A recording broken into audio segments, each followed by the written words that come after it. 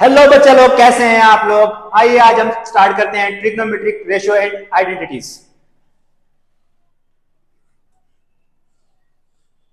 सबसे पहले हम लोग इंट्रोड्यूस करते हैं ट्रिग्नोमेट्रिक फंक्शन से। ट्रिग्नोमेट्रिक फंक्शन क्या होता है। यहां पे दो वर्ड आ रहे हैं, ट्रिग्नोमेट्रिक और फंक्शंस। ठीक है, सबसे पहले हम लोग समझते हैं फंक्शंस होता क्या है।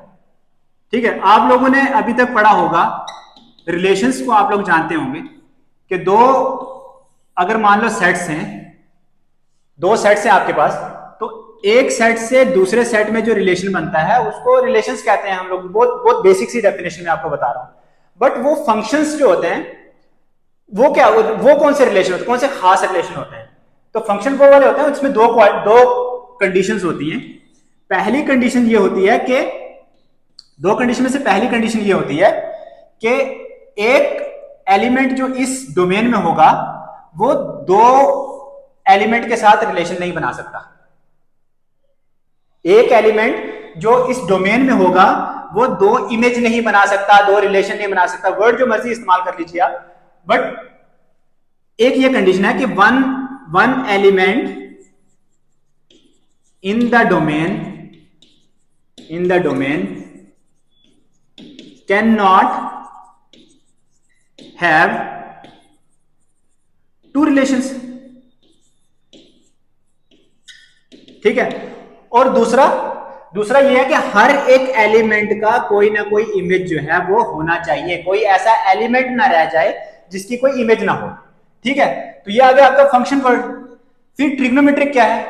तो ट्रिग्नोमेट्रिक कुछ फंक्शन होते हैं, कुछ खास फंक्शन होते हैं जो आपको ट्रिग्नोमेट्रिक फंक्शन बनाते हैं। फॉर एग्जाम्पल कौन कौन से सर, जैसे फॉर एग्जाम्पल आ गया आपका sine, cos, tan, cot, cosec या फिर सेक।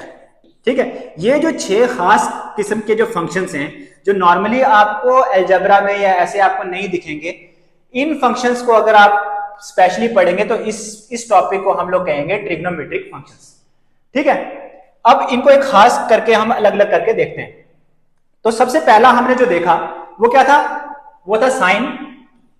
अच्छा, इसके साथ क्या होता है, यहां पे कोई एक वेरिएबल लगता है, तो जिस वेरिएबल को हम लोग कहते हैं थीटा। ठीक है, अब ये थीटा कहां से आया सर, ये थीटा होगा सर कि अगर मान लीजिए, हाँ अब ठीक है,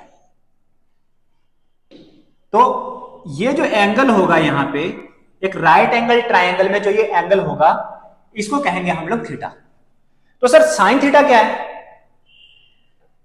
साइन थीटा क्या होता है, साइन थीटा होता है परपेंडिकुलर बाई हाइपोटेन्यूज। क्या होता है, perpendicular by hypotenuse, that will be equal to P upon H. ठीक है, तो सर कॉस थीटा क्या होता है, तो कॉस थीटा होता है बेस अपॉन हाइपोटेन्यूज। तो टैन थीटा क्या होगा, टैन थीटा होगा आपका परपेंडिकुलर बाई बेस। तो फिर कॉट थीटा, कॉट थीटा आप इसको ऐसे भी लिख सकते हैं कि 1 अपॉन टैन थीटा, या फिर आप इसको लिख लीजिए बेस अपॉन परपेंडिकुलर। और इसके बाद क्या, सेक थीटा। तो सेक थीटा को आप लिख सकते हैं 1 अपॉन कॉस थीटा, या फिर आप लिख सकते हैं हाइपोटेन्यूज अपॉन बेस। और फिर कोसेक थीटा, तो कोसेक थीटा क्या होगा सर, कोसेक थीटा होगा 1 upon sine theta, that will be equal to hypotenuse upon perpendicular. ठीक, अब सर कोई कह सकता है कि सर पहले तो ये 6 नाम नए नए आपने इंट्रोड्यूस कर दिए, फिर आप जो है उसके हर किसी का कोई कोई फॉर्मूला भी लिखवा रहे, कोई आसान सा तरीका बता दीजिए। तो एक आसान सा तरीका है, वो ये है, आप याद करिए कि पंडित बद्री प्रसाद हर हर बोले। एक बार रिपीट कर लीजिए, पंडित बद्री प्रसाद हर हर बोले। तो पंडित बद्री प्रसाद, जो आप पंडित बद्री है, यहां पे आप लोग लिख लीजिए, यहां पे आप लिख लीजिए साइन थीटा। जो ये वाला है यहां पे लिख लीजिए आप कॉस थीटा। जो ये वाला है यहां पे लिख लीजिए आप टैन थीटा। तो इनका उल्टा जो होगा वो इस तरफ से आप लिख लीजिए। टैन का उल्टा होता था कॉट, तो आप इस तरफ से लिख लीजिए। कॉस का उल्टा होता था सेक, जैसे हमने यहां पे आपको बता दिया। कॉस का उल्टा था सेक, तो इसको आप लोग यहां पे लिख लीजिए। और साइन का उल्टा होता है कोसेक, तो इसको आप यहां पे लिख लीजिए। तो साइन थीटा का उल्टा क्या हो गया, साइन थीटा की वैल्यू क्या होगी P अपॉन एच, और कोसेक थीटा की क्या होगी H अपॉन P। ऐसे ही कॉस थीटा की क्या होगी, कॉस थीटा की होगी बेस अपॉन हाइपोटेन्यूज, ठीक है, और टैन थीटा की होगी परपेंडिकुलर बाई बेस। तो ये होते हैं ट्रिग्नोमेट्रिक फंक्शंस जिनकी वैल्यूज जो है वो आप ऐसे एक ट्राइंगल से आराम से निकाल सकते हैं, ठीक। अब हम लोग जानते हैं कि इन सब 6 के 6 फंक्शंस की कुछ स्टैंडर्ड वैल्यूज हैं। जैसे फॉर एग्जांपल 0 डिग्री पे, 30 डिग्री पे, 45 पे, 60 पे, 95 पे कुछ स्टैंडर्ड वैल्यूज है। ये वैल्यूज का चार्ट जो है बहुत सारे टीचर्स आपको बोल देंगे कि डायरेक्ट आपको याद करना है, तो हाँ मैं भी आपको कहूंगा कि ये आपको याद होना ही चाहिए। और जेई की अगर आप तैयारी करने की बात करेंगे तो आपको और भी बहुत सारे एंगल्स हैं जिनकी आपको पर्टिकुलर वैल्यू याद होनी चाहिए। फिलहाल हम बेसिक से स्टार्ट करते हैं, शुरू से स्टार्ट करते हैं, आहिस्ता आहिस्ता हम बिल्ड ऑन करेंगे इस पे। तो याद करने का क्या तरीका है सर, इतनी वैल्यूज आप अगर कहेंगे तो लगभग 30 वैल्यूज हैं, ये कैसे याद करें हम, ठीक है। तो इसका देखिए एक बड़ा आसान सा तरीका है जो मैं अपने बच्चों को हमेशा बताता रहता हूं, वो ये है कि आप साइन की वैल्यू याद कर लीजिए, आप साइन की वैल्यू याद कर लीजिए, बाकी आप सिर्फ अपने माइंड से सोच के ही आप वैल्यू बता सकते हैं। तो साइन की वैल्यू कैसे याद करने सर, उसका भी एक बड़ा आसान सा तरीका है। वो क्या है कि आप साइन थीटा पे यहां पे आप 0 लिख दिए, यहां पे 1 लिख लीजिए, यहां पे 2 लिख लीजिए, यहां पे 3 लिख लीजिए, यहां पे 4 लिख लीजिए, ठीक। अब आप 0 के नीचे 4 लगा दीजिए, 1 के नीचे 4 लगा दीजिए, 2 के नीचे 4 लगा दीजिए, 3 के नीचे 4 लगा दीजिए, एंड 4 के नीचे भी 4 लगा दीजिए। सबका अंडर रूट कर दीजिए, जो भी है उन सबका अंडर रूट कर दीजिए, ठीक। तो क्या वैल्यू आएगी सर, तो 0/4 का अंडर रूट जो होता है वो 0 होता है, 1/4 का अंडर रूट जो होता है 1/2 होता है, 2/4 का अंडर रूट 1/2 रूट हो जाएगा, √2 सॉरी, और इसका हो जाएगा √3/2 और इसका हो जाएगा 1। अब बात आएगी कि सर cos थीटा की वैल्यू क्या आएगी, सर cos थीटा की वैल्यू क्या आएगी। तो एक बार हम पिछली स्लाइड में चलते हैं अपने पे। इस ट्रायंगल पे हमने क्या देखा था, देखिए जब हम कह रहे थे कि साइन थीटा, तो sine theta was perpendicular by hypotenuse, perpendicular by hypotenuse, ठीक। मेरे को एक बात बताइए, ये वाला एंगल कौन सा होगा, अगर ये वाला एंगल जो है तुम्हारा 90 डिग्री है, ये वाला थीटा है, तो ये वाला एंगल क्या होगा, सम ऑफ इंटीरियर एंगल से, sum of interior angle of the triangle क्या होता है 180 होता है, ऑब्वियस सी बात है। तो ये वाला हो जाएगा आपका 90 माइनस थीटा, क्या हो जाएगा 90 माइनस थीटा, ठीक है। अगर ये 90 माइनस थीटा है तो मेरे को एक बात बताइए, अगर मैं मान लीजिए साइन 90 माइनस थीटा पूछूं आपसे, मैं साइन थीटा ना पूछ के साइन 90 माइनस थीटा पूछूं तो क्या होगा। तो सर हम इस ट्रायंगल को ऐसे ना कर, हम लोग इस ट्रायंगल को ऐसे ना देख के हम ऐसे देखना चालू करेंगे। अच्छा, ऐसे देखने से क्या हो जाएगा, ऐसे देखने से ये हो जाएगा कि अगर बेस हम पहले इसको बोल रहे थे, क्यों इसको बेस बोल रहे थे हम लोग, क्योंकि बेस वो होता है जो जिस एंगल की बात कर रहे होते हैं और 90 डिग्री के बीच में जो ये होता है, ये साइड, इसको हम बेस बोलते हैं।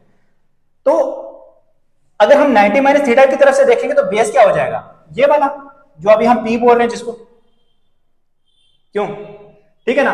और ऐसे अगर मैं इसके परपेंडिकुलर की बात करूं, इस साइड से अगर मैं परपेंडिकुलर की बात करूं, तो परपेंडिकुलर मेरा ये हो जाएगा, तो आई वुड से कि B अपॉन हाइपोटेन्यूज, हाइपोटेन्यूज तो h ही है, ठीक।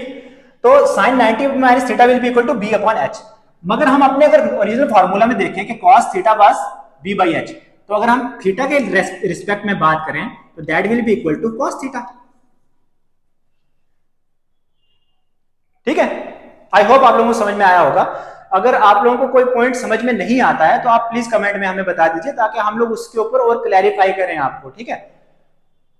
अच्छा, अगर ऐसे हम लोग cos थीटा की बात करें या cos 90 माइनस थीटा की बात करें, इस रिस्पेक्ट में बात करें कि यहां से cos 90 माइनस थीटा, मतलब इस एंगल के रिस्पेक्ट में अगर हम cos निकालने की कोशिश करें तो cos is base upon hypotenuse, मतलब P upon h, that will be equal to P upon h।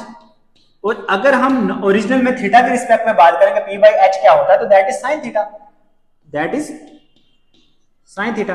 तो cos 90 minus theta is equal to sine theta और cos theta is equal to sine 90 minus theta. अच्छा, अब यहां पे आ जाइए।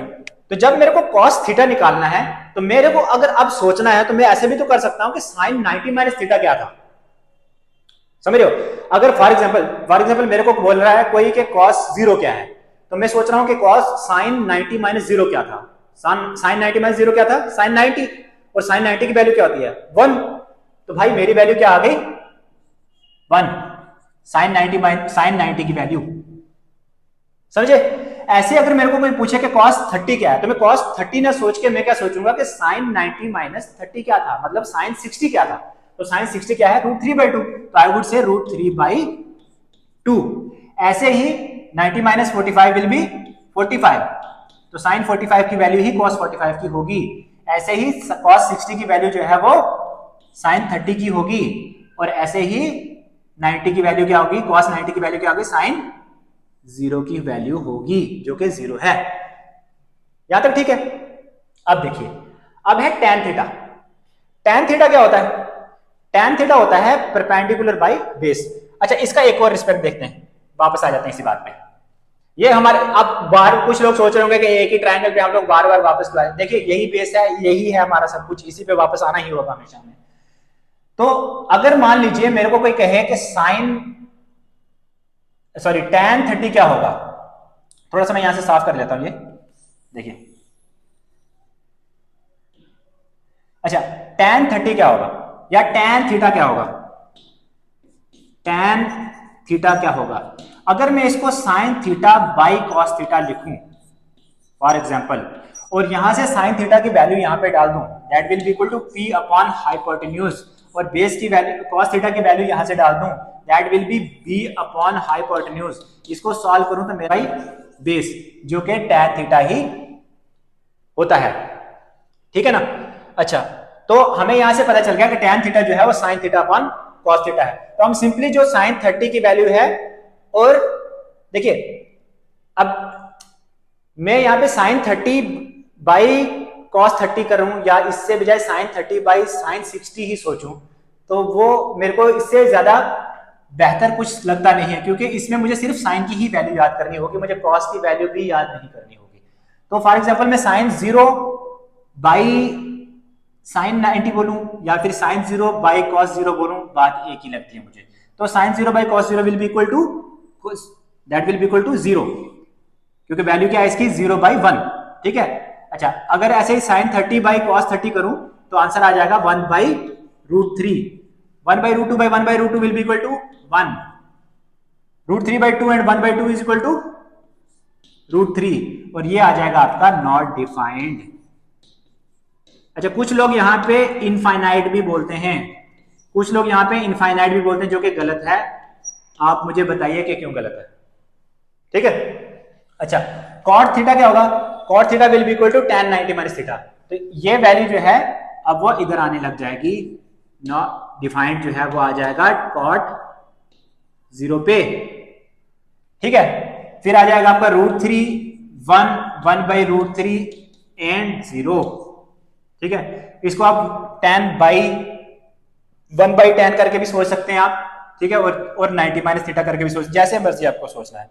sec theta will be equal to 1 upon cos theta, तो cos 1/1 will be equal to 1, √3/2 will be equal to 2/√3, ये 1/√2 shift होकर √2 बन जाएगा, 1/2 बन के 2 बन जाएगा, और 1/0 will be equal to not defined again, ठीक है। अच्छा, cosec theta will be equal to 1 upon sin theta, तो 1/0 विल बी नॉट डिफाइंड। आप 1/sin थीटा भी करके सोच सकते हैं, आप इसके हिसाब से भी सोच सकते हैं, बट साइन के रिस्पेक्ट में रखेंगे तो आपको सिर्फ साइन की ही वैल्यू पे कंसंट्रेट करना होगा, बाकी वैल्यूज पे कंसंट्रेट नहीं करना होगा, ठीक है ना। तो आप यहां से कह सकते हैं 2, अच्छा √2 अगेन 2/√3 और 1। तो ये हमारी सारी की सारी वैल्यू जो है साइन के ही रिस्पेक्ट में निकल के आ गई, ठीक है भालो। अच्छा, अब हम क्या करते हैं कि अब हम इसके ग्राफ्स देखते हैं। ये हमने कुछ ग्राफ्स जो है पहले से ही यहाँ पे इंस्टॉल कर रखे हैं, डाल रखे हैं। हम अब पहचानना चालू करते हैं कि कौन सा ग्राफ किसका है। तो वैल्यूज तो हमें मिल गई हैं, वैल्यूज मिल गई हैं। अब इनके रिस्पेक्ट में हम लोग ग्राफ देखते हैं। तो सबसे पहले ग्राफ जो है साइन थीटा का क्या होगा, साइन 0 पे वैल्यू जो है वो 0 होगी। तो साइन 0 पे वैल्यू क्या है यहाँ पे, इस ग्राफ को देखा जाए तो ये ग्राफ है हमारा साइन थीटा का, किसका, साइन थीटा का। तो साइन थीटा का ग्राफ में आप देखेंगे कि साइन 0 पे वैल्यू जो है वो 0 है, ठीक है ना, साइन 0 पे वैल्यू जो है वो 0 है। फिर क्या होता है कि फिर वैल्यू ग्रेजुअली इंक्रीज करती है साइन 90 तक। कब तक, साइन 90 तक, 90 तक वैल्यू 0 से बढ़कर 1 हो जाती है, ठीक है। फिर क्या होगा कि 1 के बाद ये दोबारा से गिरना चालू होगी, 180 पे वैल्यू जो है दोबारा से 0 हो जाएगी और फिर वो माइनस में जाएगी दोबारा से -1 तक, -1 तक जाएगी और फिर से ग्रेजुअली इंक्रीज करना चालू होगी और 1 तक चली जाएगी।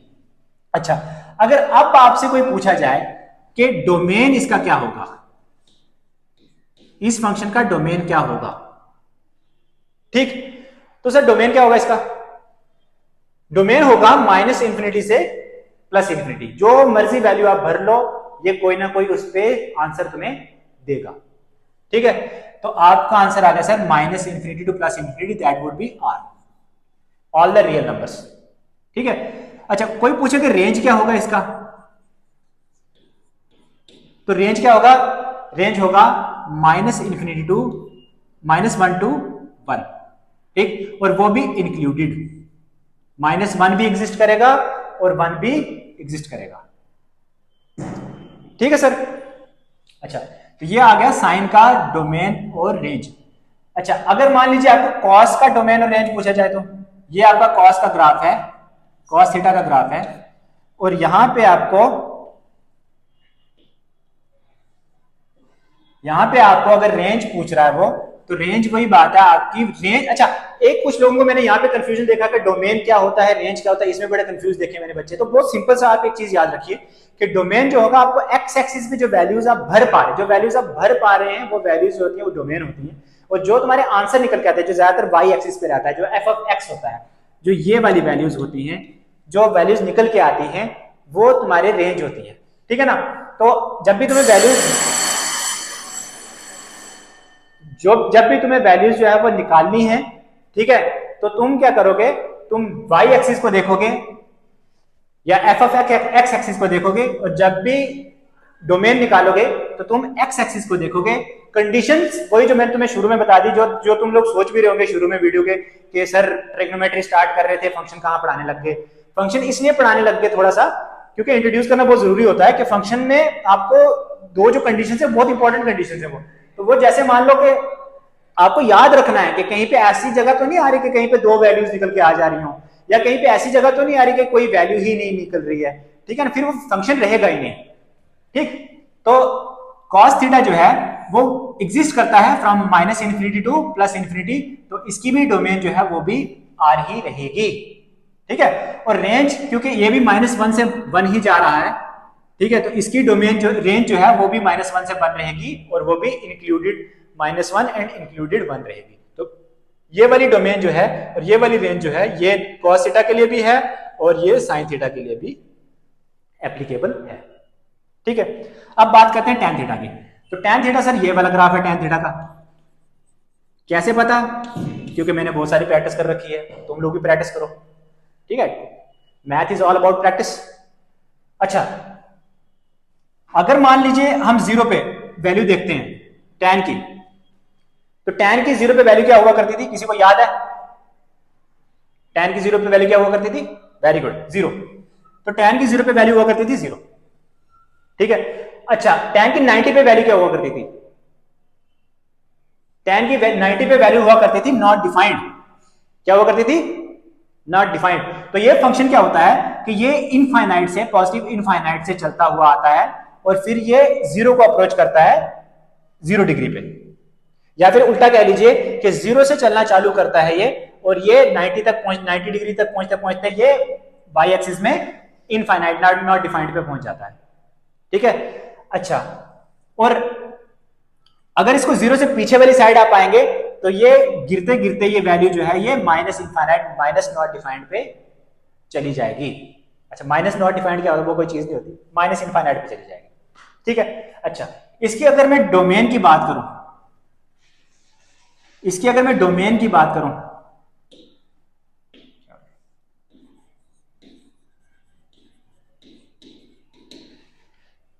तो इसकी डोमेन जो है वो, देखिए पहले बार तो मैं आर ही लिख देता हूं कि आर ही होगी,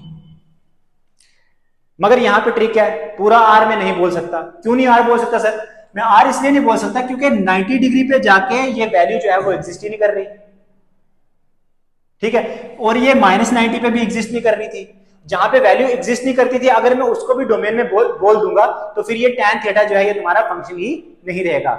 इसको फंक्शन बनाने के लिए हमें वो वाली वैल्यूज जो हैं, जो वैल्यूज पे ये इसका कोई आंसर नहीं आ रहा, ये नॉट डिफाइंड हो जा रहा है, वो वैल्यूज आपको डोमेन में से निकाल के बाहर कर देनी पड़ेगी। वो तुम्हें बोलना पड़ेगा कि सर ये वाली वैल्यूज जो है डोमेन में ही नहीं है, तभी ये फंक्शन जो है tan थीटा जो है ये भी फंक्शन कहलाएगा। अच्छा, आर तो समझ में आया कि minus infinite two plus infinite हम कुछ भी भरेंगे, मगर सब कुछ नहीं भर पाएंगे हम लोग। पाई बाई 2 की वैल्यूज नहीं भर पाएंगे। अच्छा, पाई बाई 2 की कौन सी वैल्यूज नहीं भर पाएंगे? ऑड मल्टीपल वाली। कौन सी? Odd multiple. और ऑड को हम लोग मैथ में लिखते हैं 2n+1 या 2n-1, आप कुछ भी कर सकते हैं। ठीक है सर।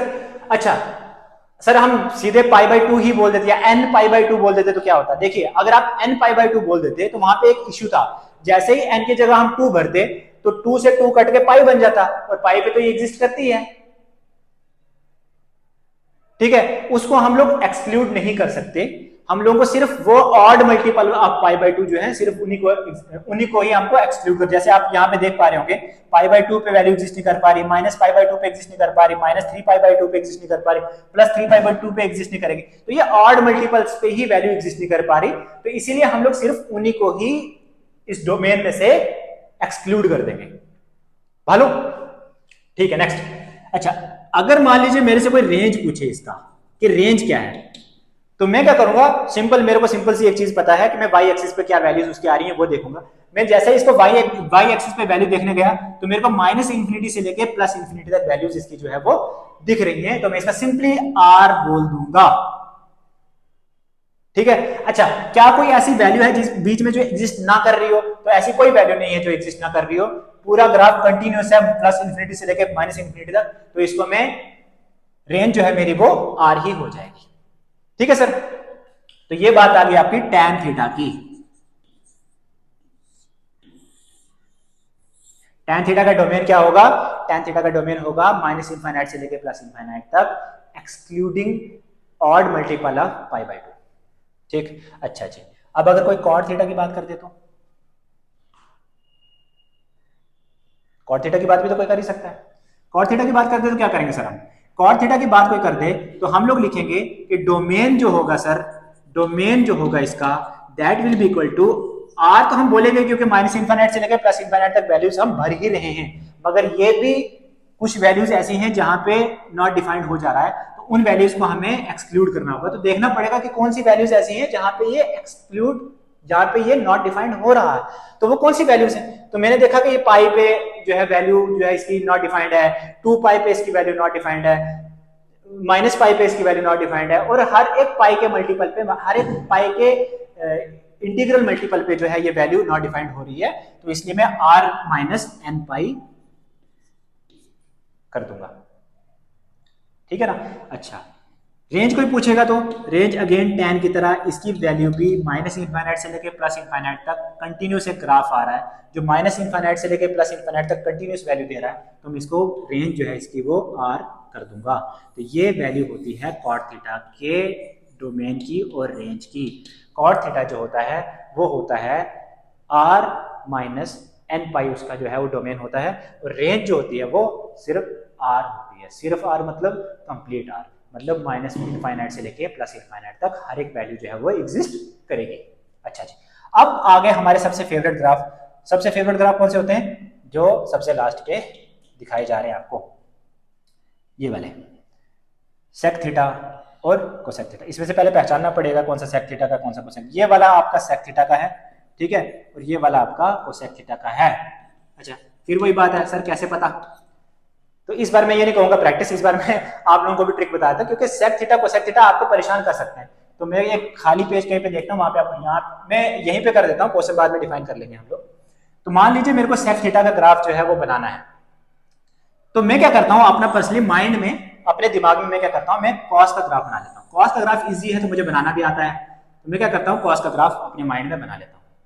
ठीक है, क्योंकि मुझे पता है कि सेक थीटा जो होता है 1 अपॉन कॉस थीटा होता है, तो उसको क्या करता हूं मैं,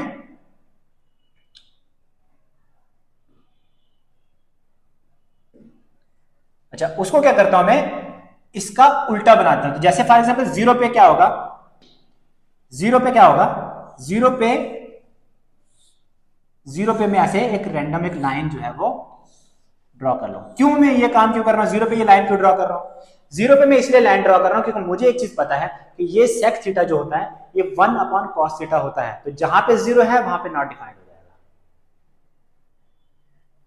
ठीक है, तो ये 0 जहां पे है वहां पे नॉट डिफाइंड हो जाएगा, 0 जहां पे है वहां पे वो नॉट डिफाइंड हो जाएगा। अच्छा, और मुझे क्या पता है 1/1 विल बी इक्वल टू 1, तो मतलब वो यहां पे पहुंच रहा होगा। तो मैं एक कलर अलग यूज करता हूं इसके लिए, ये वाला यूज कर लेते हैं।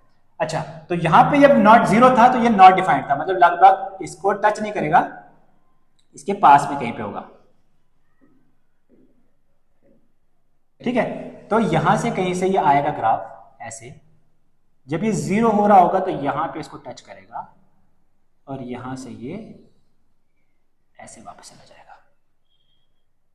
ठीक है, जब ये 0 था ये नॉट डिफाइंड पे था, जब ये आहिस्ता आहिस्ता ये वैल्यू बढ़ने लगी तो ये डिवाइड में है, क्योंकि यहाँ पे मैं लिख देता हूँ कि sec theta is equal to 1 upon cosec theta.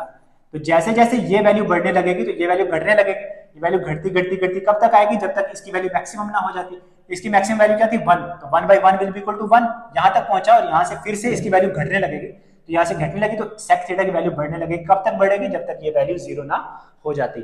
जैसे ही ये वैल्यू 0 होती है तो ये वैल्यू इनफाइनाइट में पहुंच जाएगी। समझ में आ गया आपको? तो अब वापस आ जाते हैं हम लोग, ये देखिए ये वाला ग्राफ है। तो जब ये सेम देखिए कि 0 पे था, अब 0 से ये वैल्यू जो है, 0 पे इसकी वैल्यू 1 थी, 1 से ये वैल्यू इंक्रीज होने लगी, कहां तक चली थी, इनफाइनाइट। और माइनस में भी ये वैल्यू जो है 1 से उतरी, ये इनफाइनाइट से उतरी थी 1 तक आई थी, और 1 से चढ़ के दोबारा से ये जैसे ही π/2 तक हम लोग पहुंचते, π/2 तक ये वैल्यू जो है वो इनफाइनाइट तक चली गई। मैंने जैसे आपको अभी एक डेमोन्स्ट्रेशन आके बताया। ठीक है, सेम ऐसे ही नेगेटिव साइड में भी होता है। नेगेटिव साइड में भी दोबारा हम देख लेते हैं उसी ग्राफ को। नेगेटिव साइड में भी ये वैल्यू जो है माइनस इनफाइनाइट से, जब ये 0 पे था तो ये माइनस इनफाइनाइट पे कहीं पे होगा, वहां से चढ़ता चढ़ता चढ़ता वैल्यू 1 तक आएगी और 1 से ऐसे गिरेगी, वापस वैल्यू नॉट डिफाइंड पे चली जाएगी। ऐसे ये वैल्यू यहाँ पे ऐसे ऐसे। तो जो ये ब्लू कलर, आई होप आप लोगों को ये कलर दिख रहा होगा, ये जो ब्लू कलर मैं इस्तेमाल कर रहा हूँ ये वाला जो है ये आपको सेक थीटा का ग्राफ है, और जो बीच में जो मैंने पिंक इस्तेमाल किया ये वाला, ये कॉस थीटा का ग्राफ है। ठीक है, अच्छा, तो सेक थीटा ग्राफ आपको ऐसे करके दिखेगा। इसके अगर मेरे को डोमेन कोई पूछे कि डोमेन क्या है, तो व्हाट विल बी डोमेन।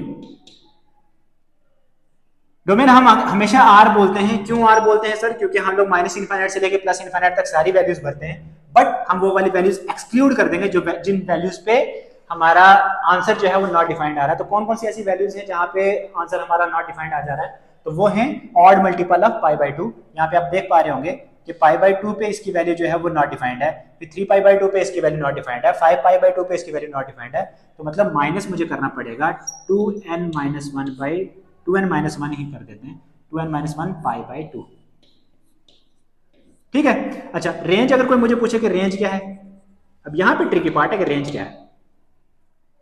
देखिए रेंज में कह सकता हूं क्या कि प्लस इन्फिनिटी से लेके 1 तक, इन्फिनिटी से लेके 1 तक, इन्फिनिटी पे एक्सक्लूडेड, 1 पे इंक्लूडेड। 1 पे इंक्लूडेड क्योंकि 1 एग्जिस्ट करता है।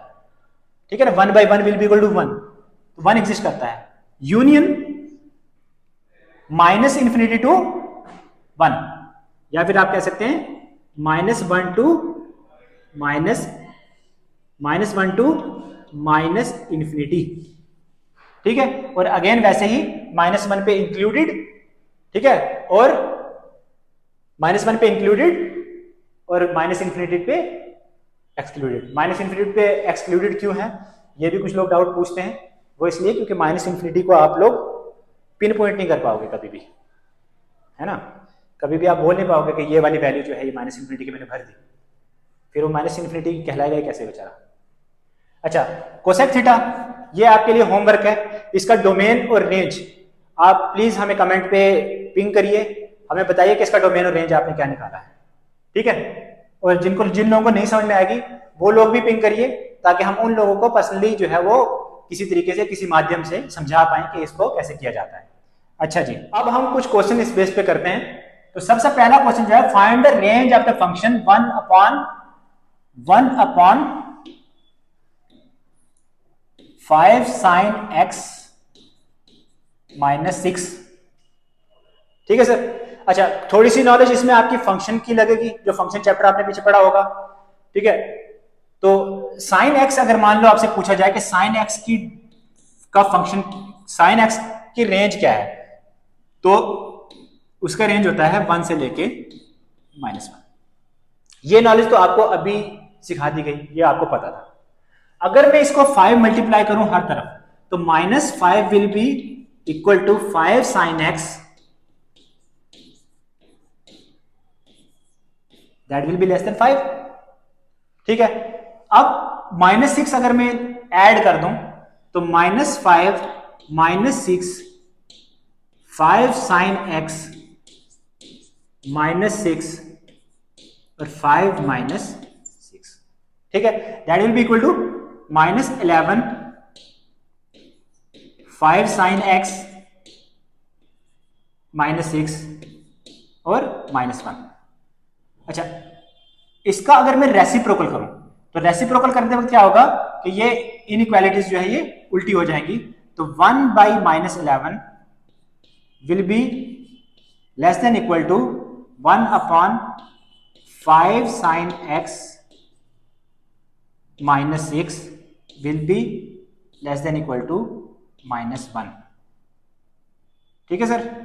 तो आपका आंसर आ जाएगा -1 से -1/11। और यहां पे मैंने इंक्लूडेड का साइन लगाया, यहां पे मैंने इंक्लूडेड का साइन लगाया।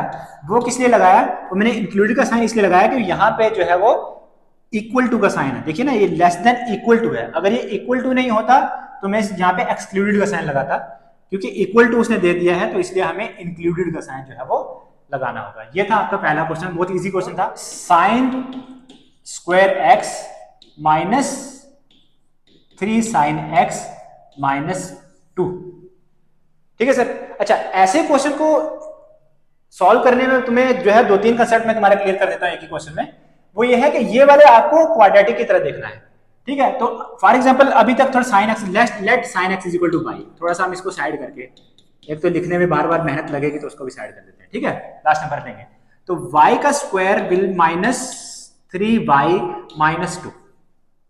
अच्छा, जब भी आपकी क्वाड्रेटिक इक्वेशन होती है और उसकी रेंज पूछी जाए आपको, तो आपको इसको क्या करना पड़ेगा, आपको परफेक्ट स्क्वायर फॉर्म की तरफ बनाना पड़ेगा। तो क्या क्या करना है आपने कि यहाँ पे आपको जो दिया गया है इसको आप समझिए कि ये ए स्क्वायर है। मैं एक सेकंड, तो ये है, इसको समझिए आप ए स्क्वायर है, इसको आप 2ab फॉर्म में बनाने की कोशिश करिए और फिर हम यहां से समझेंगे कि बी स्क्वायर क्या होना चाहिए। ठीक है, ये वाला काम आपको करना है। तो फॉर एग्जाम्पल मेरा ये क्वेश्चन जैसे y स्क्वायर -3y -2y है, तो ये आपको y स्क्वायर जो है ए स्क्वायर साफ साफ दिख रहा है, एक ही जैसे y का स्क्वायर a का स्क्वायर एक ही जैसे दिख रहा है, तो मेरे को ज्यादा दिमाग लगाने की जरूरत है नहीं। रही बात -3y, तो देखिए एक तो 2 की कमी है, ठीक है, तो 2 मल्टीप्लाई कर दूंगा तो नीचे डिवाइड भी करना पड़ेगा, ठीक है। तो मैं इसको डिवाइड ऐसे कर देता हूं, तो -2 × 3y/2। ठीक है। अच्छा, मेरे को क्या चाहिए था, एक 2 चाहिए था, एक a चाहिए था। a तो मेरे पास y है, जैसे यहाँ y स्क्वायर था तो इसका a क्या हो, y बन जाएगा। अच्छा, 2 फार्मूला का एक बन जाएगा, तो बचा क्या, 3/2, वो भी माइनस का। माइनस हम चलो फार्मूले बाद में यूज कर लेंगे, माइनस की अभी मुझे कोई दिक्कत नहीं है। तो 3/2 बचा, अगर इसको मैं b मान लूं तो मेरा हो गया ना 2ab। अच्छा, अब मेरे को b स्क्वायर चाहिए, तो जो चाहिए उसको ऐड कर लेते हैं। तो मैं कहता हूं प्लस 3/2 का होल स्क्वायर। तो जो मैंने फालतू में इक्वेशन में ऐड किया था वो मुझे सब्ट्रैक्ट भी करना ही होगा, तो मैं कहता हूं -3/2 का whole square, that will be. अच्छा, ये बचा जो -2 है, ठीक है, इसको हम ऐसे लिख लेते हैं। नेक्स्ट, अब हम क्या करते हैं, इसको अगर हम परफेक्ट स्क्वायर में बनाने की कोशिश करें तो क्या कहेंगे, ए का स्क्वायर माइनस बी का, वाई माइनस 3/2 का होल स्क्वायर। ठीक, और ये वाला क्या है सर, तो ये वाला है हमारा 9/4। 9/4 को अगर हम इसमें ऐड करेंगे तो that will B -13/।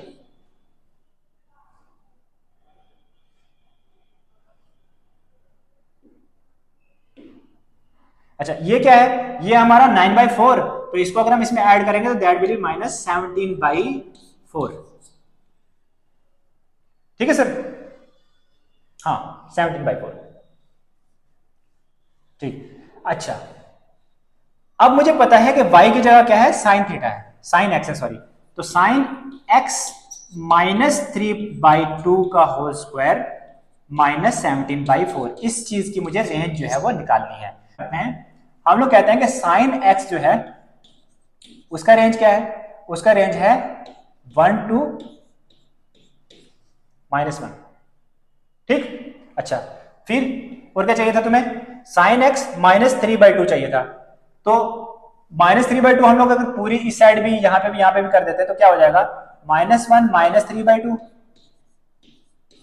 Sine x -3/2 और 1 -3/2, तो ये क्या हो जाएगा -5/2। ये इसको ऐसे लिख देंगे हम लोग, साइन एक्स -3/2 और ये क्या हो जाएगा -1/2।